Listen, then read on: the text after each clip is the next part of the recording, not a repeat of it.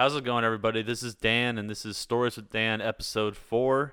Yesterday, I talked about rear-ending a Tesla. So today, since that was only a few weeks ago, I'm going to be taking the story back to my childhood. I want to flashback to when me and my friend were up at my lake house around the ages of 5, maybe 7. It was about wintertime when this is going on. And up in Northern California where the lake house was, uh, the water is super low because the whole lake is made by a dam. So it's not a natural lake by any means. The whole lake is blocked off by this dam, and in the winter they release it, and so it gets way low. So there's not much to do, and the water at this time of the year, it's wintertime, so it's really cold. So you can't really, doing stuff in the water isn't as friendly as it is in the summertime, clearly.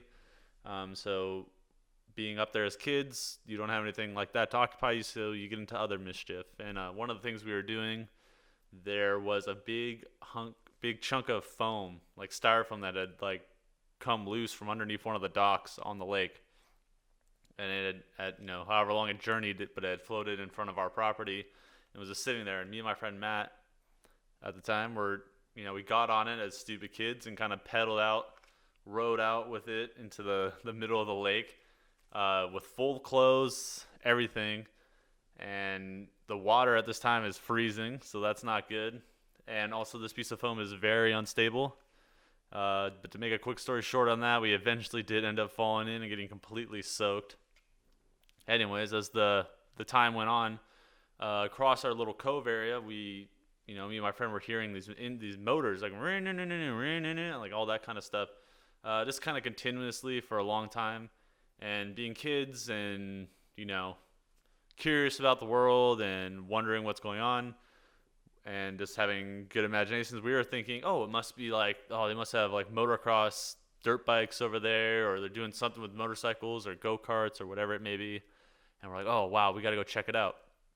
And growing up, me and him and I don't know how you should say that, but him and I always did this kind of stuff. We'd always get into random adventures and kind of like travel off on our own. And it was, in the 90s you could do that. Now people don't really let their kids do that kind of stuff, but we would always just like start walking down a trail and just go like super far from home or something random like that.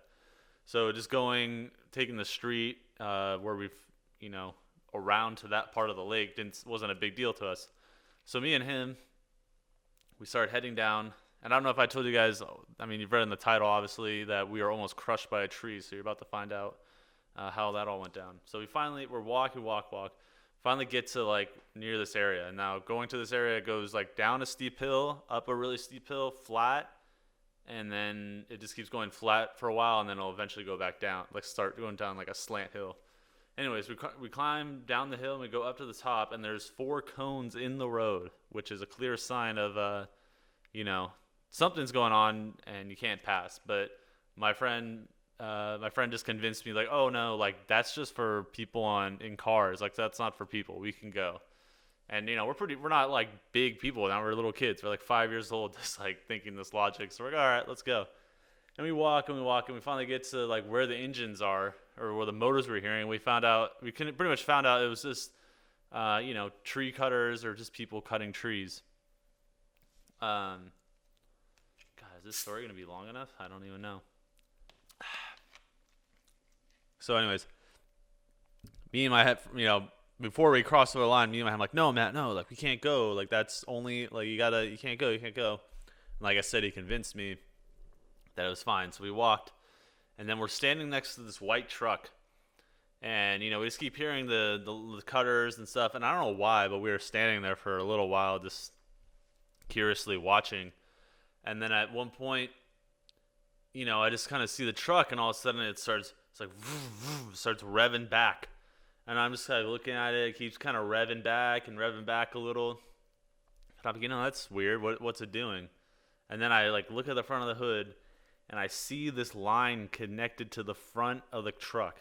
And then it's a clear line. It's not even like, it wasn't like super visible. I don't know if it was strong. Maybe it was like one of those cables, and it was just kind of a smaller one. So in the light, it made it look like something clear. So where I was like looking at revving back, And all of a sudden I'm looking up and I just see this giant tree, like at least like 70, maybe like 80 feet tall. This massive like pine oak. I don't even know what kind of tree it was, to be honest with you. But just these big green branches. And I was looking up at it, being 5 years old, it's probably seemed even bigger to me than it is now. And all of a sudden I just see it like it's just slowly coming toward me, and I'm like, huh. And I kind of put two and two together, the truck, and I see it coming toward me, and I just turn around and start running, like no warning to my friend or anything. And I'm running, and then I hear my friend Matt yelling, and it's like, "Dad, where are you going? Where are you going?" And I kind of glanced back, and I just saw him, like he told the story about how he told me after the fact. Obviously, he turned around after looking, and it was already kind of coming down when I ran, and it was getting closer to him, and he started running, and he probably made it out of there by like 5 feet or this like a few feet from where this tree landed. He was like standing and running down the hill, so he got away. Now what we didn't know, we're like, oh my god, dude, we're all talking to each other. We almost got crushed by a tree. So we start walking back toward my lake house, or like our side of the lake kind of thing, or cove. And as we're walking back, we see this car like kind of racing down the street and stops, and it's our neighbors, our lake house neighbors, and they are just like, oh, they saw us from all the way across the cove. They were sitting on their porch and they're watching, and they saw both of us standing there looking up at this tree, and then it's starting to come down and us running. And yeah, pretty much they didn't know what happened. They didn't see us make it out, so they just saw this tree come down and us running, and they thought we probably got crushed by it or something. And yeah, that's pretty much it. Like we went back to the house, and they like let my mom and my dad know and everything, and they just like us being kids, we just thought it was funny, and it was now it's a great story to tell, like I'm telling now. And so yeah, it's pretty much how we almost got crushed by a tree. It's a little shorter story than some of my other ones, and being, I don't even know, like 20 years ago, maybe like 15 years. I don't even know. Yeah, like maybe 15 years ago that happened. So remembering all the details would be hard for me. But I remember I wrote a paper about it.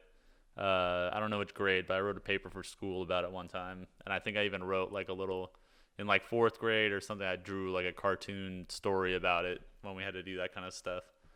Yeah, so that's when we almost got crushed by a tree. Just a little add-on story to that, I guess. There was one time when we were up there's like above the lake, there's like a giant plateau, and there's all these houses kind of on the hill, but no one really, they're like these really big houses that no one's ever at. They're kind of like a rich person's, oh, I bought this property and I have a house there, and it just kind of sits there. It's just a way to like, not have taxes on saving all their money in one account, or I don't really know how that works, but people, they just invest in properties instead of just sitting on money. But yeah, these houses don't really have anything, but they're good trails to walk up into, and the roads go pretty high up on the mountain. Anyways, one of the houses up there has an electric fence, and that's this. My mom had told me and my friend about it and all that stuff, and being kids, we're like, seeing Home Alone and all that, we just want to go mess with it, or even Jurassic Park, that big thing. It's like, I don't know why. Kids are stupid. We were stupid, and we went to go play with an electric fence. And I remember we threw sticks at it for a while, and then I remember we were like, that old myth, like if you go pee on it, it's gonna like electrocute you like through your stream. And MythBusters even tested that. I'm pretty sure it came out false. But yeah, we both tried that. That it didn't do anything. And then we didn't think it was on. We weren't 100% sure if it was on, because the person that lived there kind of was there, like an older person, and my mom had talked to them, and they don't know if it was on or not, because if they weren't there, it might not be powered on. And me, just being dumb, I literally reached out and touched the electric fence with my hand, and I don't know if it, like, I literally felt like, I looked when it was happening.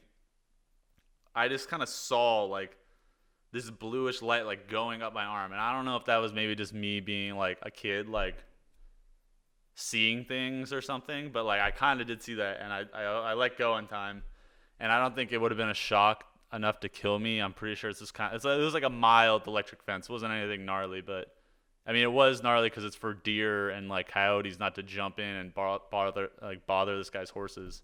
Um, but yeah, it kind of hurt. It scared the crap out of me. And yeah, that's pretty much me touching electric fence. Anyways, I know this was a shorter stories with Dan possibly, and not like that crazy of a story, but thank you for listening if you did. Yeah, if you have any stories of your own or comments or opinions on the stories I've been telling, just leave the comment below. And yeah, this is Stories with Dan. Thanks for listening. That was episode 4. If you got any of your own stories that are crazy, like I said, I may share them. So just leave a comment below. All right, thanks for listening. Later.